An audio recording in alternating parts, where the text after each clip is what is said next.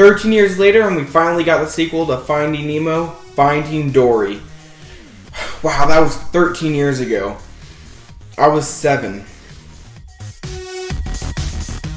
Finding Dory takes place right after Finding Nemo, and Dory, who suffers from short-term memory loss, starts to have these scattered bits and pieces of memories of her and her family, and now she needs to go on this journey to find them. Now, I really like this movie. I had a great time with it. I loved Finding Nemo, and Dory was my favorite part about that movie. But I have to admit, I had 2 concerns before I saw this movie. One being that it would have Minion Syndrome, and Dory, who was a great supporting character, wouldn't be able to hold her own movie. That it would be too much of a good thing. And 2, that they would just repeat the same story. But I'm relieved to say that that's not the case. Those concerns are gone. Dory completely holds her own in this movie, and they use her disability as an advantage for the story in such a great way. And they don't copy Finding Nemo, which is refreshing. Sure, there's familiar beats in the movie, but for the most part, this is a new story that they're telling that's worth watching. Because the movie is so smart and has a lot of heart.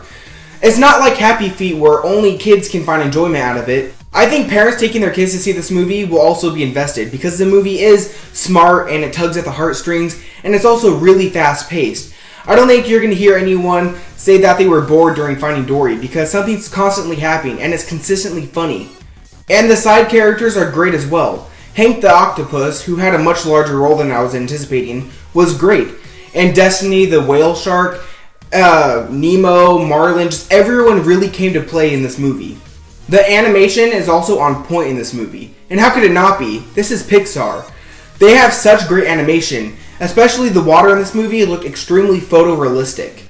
Ellen DeGeneres is also fantastic as Dory. This might be the best voice casting for an animated movie ever.